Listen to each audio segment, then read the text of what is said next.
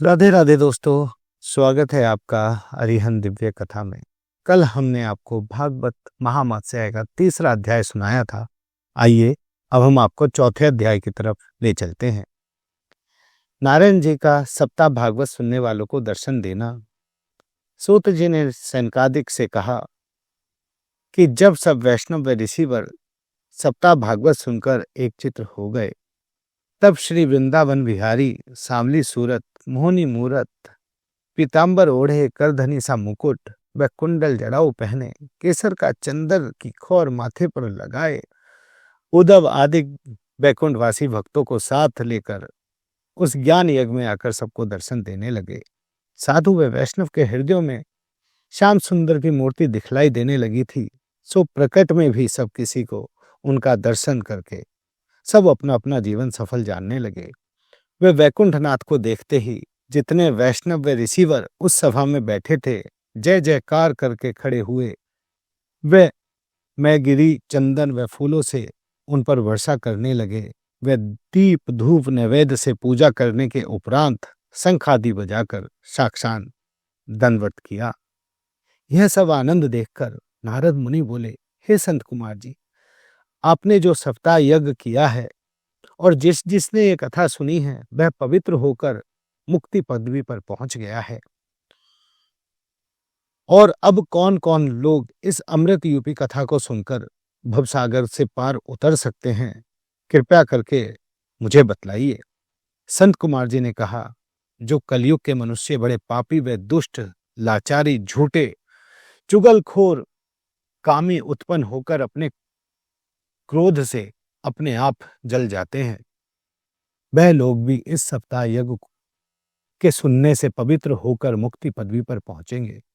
और जो कोई कलयुग में माता पिता की सेवा व अपने कर्म व धर्म से रहित लोभ में डूबा रहता है, झूठ बोलता है, चोरी करता है, डाके डालता है, यह कथा सुनने से वह भी भवसागर से पार उतर जाएगा। अब हम तुमसे कथा कहते हैं, सुनो। दक्षिण दिशा में तुंगभद्रा नाम की एक नदी है, जिसके किनारे नगर में आत्मदेव नाम का ब्राह्मण, बड़ा पंडित व तेजवान धर्मात्मा रहता था। उस ब्राह्मण की स्त्री का नाम धुंधली था। वह बड़ी कर्कशा थी। वह दिन रात संसारी माया में फंसी रहकर अपने पति को सब तरह का दुख देती थी। पर वह ब्राह्मण ज्ञानी परमेश्वर की इच्छा इसी तरह समझकर उसके साथ अपने दिन काटता था। जब उस ब्राह्मण के पुत्र ना होकर बुढ़ापा आया, तो उसने संतान होने के वास्ते बहुत सारे नियम रखे, व्रत किए, गाय व सोना ब्राह्मण को दान किया, जिस पर भी उसकी इच्छा पूरी नहीं हुई। तब वह ब्राह्मण बहुत मन में उदास होकर घर से निकला और अपना शरीर त्यागने की इच्छा रखकर वन में चला गया। जब दोपहर को प्यास से व्याकुल होकर तालाब के किनारे जाकर स्नान करके पानी पिया और उसी स्थान पर बैठकर संतान न होने का सोच करने लगा, तब परमेश्वर की इच्छा से एक सन्यासी महापुरुष उस तालाब पर आए। तब ब्राह्मण ने उनका तेज देखकर बड़े आदर भाव से अपने पास बैठाया। उस महापुरुष ने पूछा कि कहो ब्राह्मण देवता, तुम इस वन में किस वास्ते उदास बैठे हो? अपने सोच का हाल हमें बताओ। यह सुनते ही ब्राह्मण आंसू भरकर रोने लगा और हाथ जोड़कर महाराज से बोला, मैंने पिछले जन्म में बड़े पाप किए थे, इसलिए मेरे संतान नहीं हुई है। बेटा ना होने से पितर लोक नरक में जाते हैं। यही दुख समझकर अपने प्राण देने यहाँ आया हूं। जगत में जिनके पुत्र ना हो, उनका जन्म लेना व जीना अखार्थ है। वह उनके धन व कुल पर धिक्कार समझना चाहिए। मैं ऐसा अभागी हूं कि मेरी पाली हुई गौ भी बांझ है। वह मेरा लगाया हुआ वृक्ष भी फल नहीं देता। जो फल मैं बाजार से मोल लाता हूं, वह भी सूख जाता है। जब वह ब्राह्मण ये सब बातें उस महापुरुष से कहकर बड़ा विलाप करने लगा, तब सन्यासी ब्राह्मण ने बहुत धैर्य देकर बोला, मैं तेरे पुत्र होने के वास्ते विचार करता हूं, तू उदास मत हो। फिर उस महापुरुष ने ब्राह्मण की कर्म रेखा देखकर कहा, हे ब्राह्मण, तेरे भाग्य में संतान नहीं लिखी है, इसलिए 7 जन्म तक तेरे पुत्र उत्पन्न न होगा।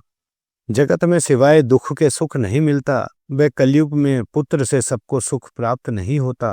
बेटा माता पिता की सेवा नहीं करता, अपनी स्त्री व साले व ससुर की आज्ञा में रहकर माता पिता को दुख देते हैं। पुत्र व भाई आदि सब अपने मतलब के साथी होते हैं।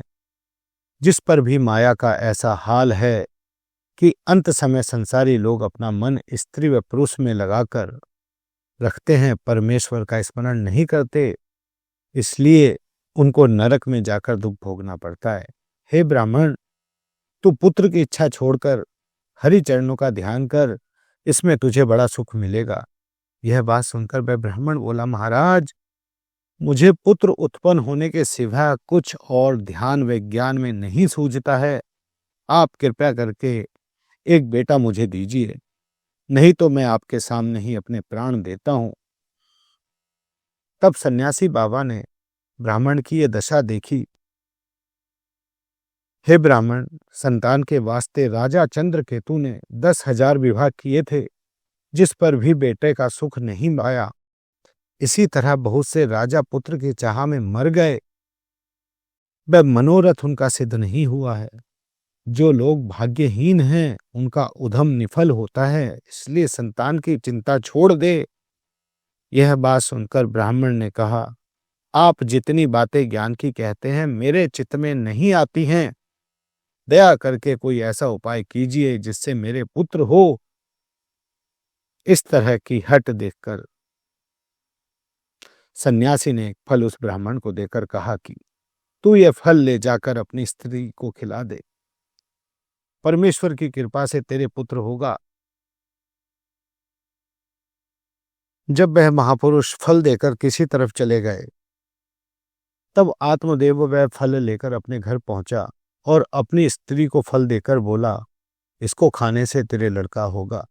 और यह बात कहकर ब्राह्मण कहीं चला गया। इतने में एक सखी उसके पास पहुंची। तब धुंधली ने उससे कहा, यह मेरे स्वामी कहीं से फल लेकर आए हैं और बोला है कि इसको खाने से तेरा बेटा होगा, पर मैं गर्भ से डर रही हूं। गर्भवती स्त्री का जीवन बहुत कष्टदायक होता है। गर्भ रहने से मुझे चलने फिरने में दुख होगा, घर के भीतर बैठना पड़ेगा, वह सखी सहेलियों के साथ भेंट छूटकर गाने बजाने में विघ्न पड़ेगा और जन्म देते समय बहुत पीड़ा होगी, पेट में टेढ़ा हो जाएगा, तब भी मुझे बहुत दिक्कत होगी।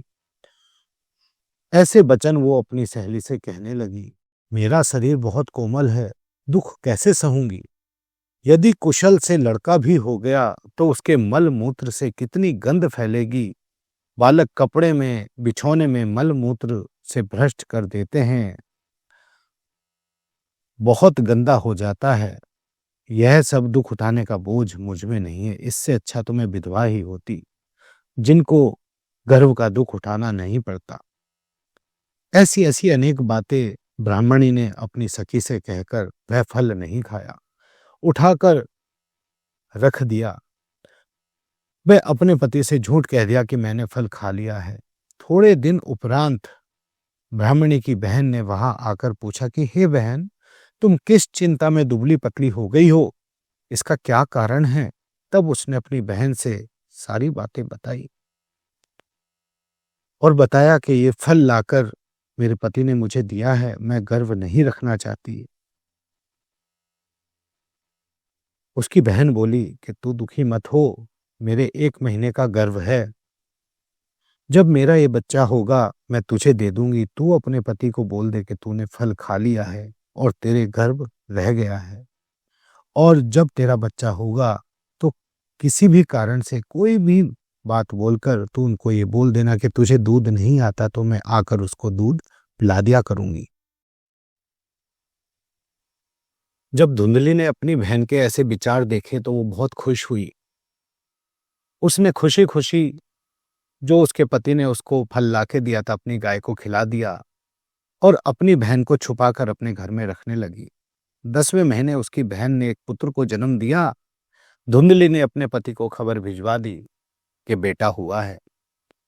आत्मदेव ने बहुत मंगलाचार मनाया, ब्राह्मणों व याचकों को बहुत सारा दान दक्षिणा दिया धुंधली बोली कि मेरे दूध नहीं उतरता है, मेरी बहन के दूध होता है, क्योंकि उसका बच्चा 6 महीने का होके जाता रहा।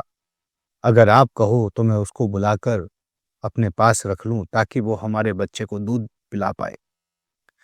ब्राह्मण ने कहा, यह तो बहुत अच्छी बात है, बालक को किसी तरह तो पालना ही है। जब इतनी बात ब्राह्मण ने कही तब धुंधली ने अपनी बहन को बुलाकर अपने घर रखा और वो उसको दूध पिलाने लगी। उस बालक का नाम धुंधकारी रखा गया। 2 महीने बाद जो गाय ने फल खाया था उसके प्रताप से एक बहुत सुंदर लड़का मनुष्य रूपी जन्मा। उस बालक के कान गौ के समान थे। उसको देखकर ब्राह्मण बहुत प्रसन्न हुआ और उसका नाम गोकर्ण रखा। वह दोनों लड़कों को अपना समझ अच्छी तरह पालने लगा। जब वह दोनों बालक सियाने हुए तब गोकर्ण पढ़ लिख कर बड़ा पंडित, बुद्धिमान व धर्मात्मा हुआ। वह धुंधकारी महामूर्ख, अधर्मी, चोर व जुआरी होकर कुकर्म करने लगा।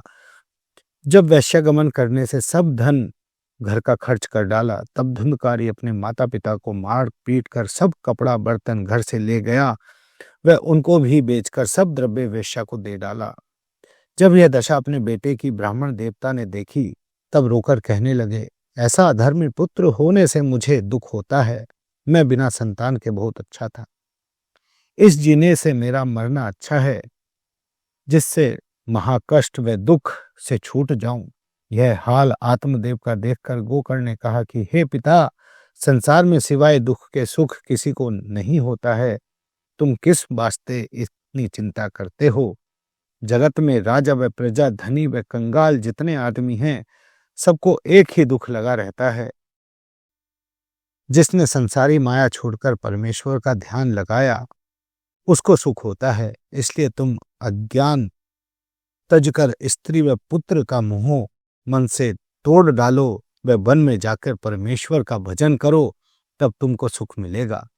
संसारी माया मोह में फंसे रहने से आदमी नरक भोग करता है। यह बात गोकर्ण की सुनकर ब्राह्मण देवता को कुछ ज्ञान हुआ।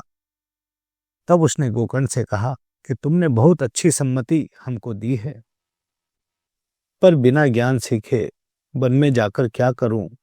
जो मेरे उद्धार का उपाय हो सो बतला दो। यह वचन सुनकर गोकर्ण बोला, हे पिता, यह मन तुम्हारा संसार की माया मोह में लगा हुआ है।